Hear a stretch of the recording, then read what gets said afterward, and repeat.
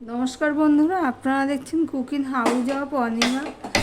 দেখতেই পাচ্ছ একটা কড়াই বসিয়ে দিয়েছি, গ্যাসটা অন করলাম। এবার আমি মিষ্টি কুমড়ো শাকগুলো দিয়ে দেবো। আজকে মিষ্টি কুমড়ো শাকের একটা সাধারণ একটা রেসিপি করব, খেতে লাগবে অসাধারণ। রসুন পেঁয়াজ ছাড়াই করব।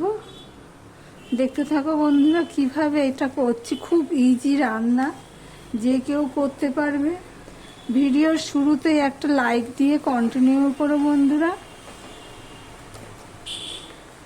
সব মিষ্টি কুমড়ো ডাঁটা শাক আমি দিয়ে দিলাম। ডাঁটাগুলো সব দিয়ে দিচ্ছি, মিষ্টি কুমড়োর ডগা পাতা এইবার দিয়ে দিচ্ছি হাফ চামচ আমি নুন। আর এখানে দেখো ডালটা আমি হালকাভাবে ভেজেছি অফ ক্যামেরাতে, সেটা তোমাদেরকে দেখানো হয়নি। সেটাও আমি দিয়ে দিলাম, ধুয়ে রেখেছি তো ওই জন্য পড়ছে না। সম্পূর্ণটা দেবো না, একটু বেশি হয়ে যাবে, একটুখানি টাক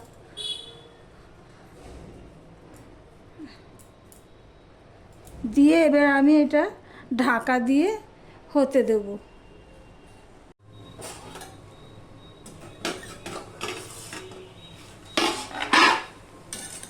এবার সবজিটা আমি একটুখানি শাক পাতাটা একটু উপর নিচ করে দিচ্ছি।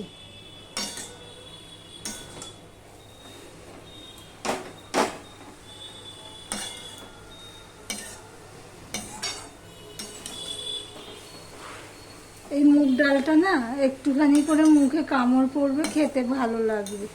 হালকাভাবে ভেজে নিয়েছি, তোমরা চাইলে আরেকটুখানি কড়াভাবে ভাজতে পারো, তাহলে ডালটা একদমই গলবে না। আমি একটুখানি করে জল দিয়ে দিচ্ছি।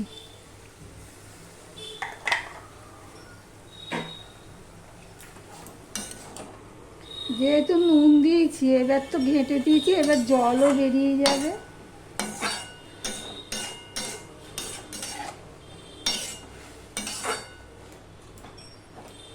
একদম ইজি রান্না, কিন্তু খেতে লাগবে খুবই ভালো।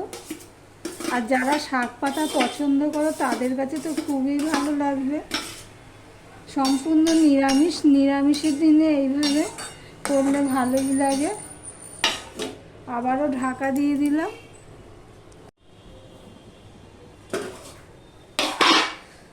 দেখো বন্ধুরা, জলটাও শুকিয়ে গেছে আর ডালটাও সিদ্ধ হয়ে গেছে, তোমাদেরকে দেখাচ্ছি। এই দেখো বন্ধুরা, ডালটা পুরো সিদ্ধ হয়ে গেছে। এবার আমি কড়াইটা খালি করে নেব। এদিকে দেখো কড়াইটা খালি করে বসিয়ে দিয়েছি। এই পর্যন্ত যারা ভিডিওটি দেখছো লাইক দিতে ভুলে গেছো, চট করে একটা লাইক দিয়ে কন্টিনিউ করো। আমি এখানে তেলটা দেখো দিচ্ছি। শাক পাতাতে একটু তেল হলে খেতে ভালো লাগে। দেখো আমি এখানে সাদা তেল দিয়ে দিলাম তোমাদের সাথে কথা বলতে বলতে। এবার এখানে দেখো আমি হাফ চামচের মতন 5 ফোড়ন নিয়েছি। এবার 5 ফোড়নটা আমি দিয়ে দিলাম। দিয়ে আমি তখন তো একটুখানি নুন দিয়েছি, আমি আরেকটু নুন দিয়ে দিলাম। 5 ফোড়নটা প্রায় হয়ে এসছে, আমি দিয়ে দিচ্ছি হলুদ।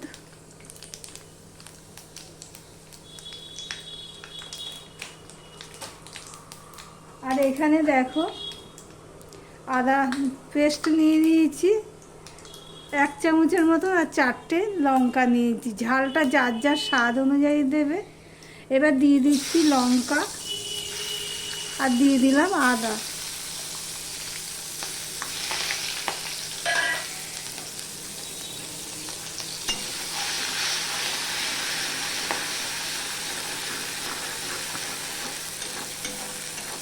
এবার আদা আর লঙ্কাটা ভালো করে ফোড়ন হতে হবে। আমার ভিডিওটি যদি ভালো লেগে থাকে প্লিজ লাইক কমেন্ট শেয়ার করে দিও। আর যারা নতুন বন্ধু ভিডিওটি দেখছো সাবস্ক্রাইব করোনি, তাদেরকে বলবো সাবস্ক্রাইব করে পাশে থাকার জন্য। আর এদিকে দেখো ডালটা সিদ্ধ করে একটা গামলায় নিয়ে নিয়েছি, আর একটু জলও দিয়ে দিয়েছি কড়াই ধুয়ে। এবার আমি এটা দিয়ে দিলাম, আদা আর কাঁচা লঙ্কা ফোড়নটা হয়ে গেল।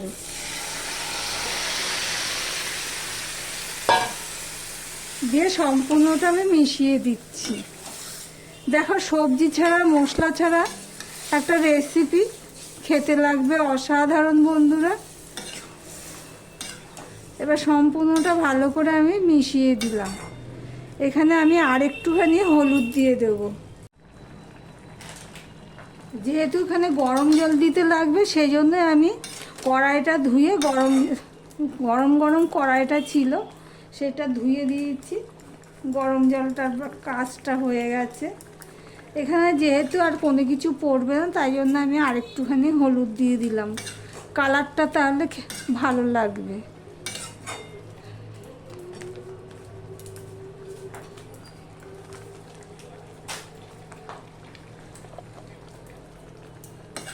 এইভাবে যদি তোমরা না খেয়ে থাকো প্লিজ একবার ট্রাই করে দেখতে পারো। আর লঙ্কাটাকে না আমি এইভাবে একটুখানি পেস্ট করে দেবো যতটা পারবো খুন্তির সাহায্যে। এবার গ্যাসের ফ্লেমটা আমি মিডিয়ামে করে দিয়ে আমি ঢাকা দিয়ে দিলাম। আমি ঢাকা দিয়ে মিডিয়ামের থেকেও ছোট করে দিয়ে আমি 3 থেকে 4 মিনিট আমি ফুটিয়ে নিয়েছি।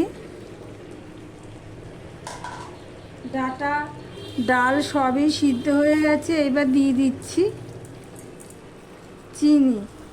নুন মিষ্টি ঝালটা যার যার স্বাদ অনুযায়ী করে দিলে এই তরকারিটা অসাধারণ খেতে লাগে। তোমাদের সাথে কথা বলতে বলতে দেখতেই পেয়েছো চিনি দিয়ে দিয়েছি। দিয়ে সম্পূর্ণটা দেখো বন্ধুরা মিশিয়ে দিচ্ছি।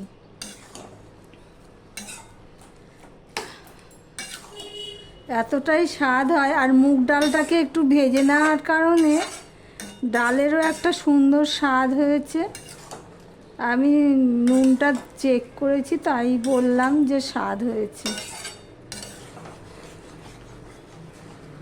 দেখো ডালটাও একটুখানি ঘাঁটা ঘাঁটা করে দিলে কি হবে, ডালের যে একটা স্বাদ সেটাও এই শাকের মধ্যে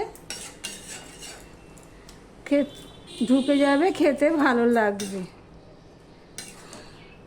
চিনিটাও সম্পূর্ণ মিশিয়ে দিলাম আর একটুখানি ঘেঁটে দিচ্ছি। সব কিছুই তো সিদ্ধ হয়ে গেছে, লঙ্কাটা একটু ঘেঁটে দিলাম।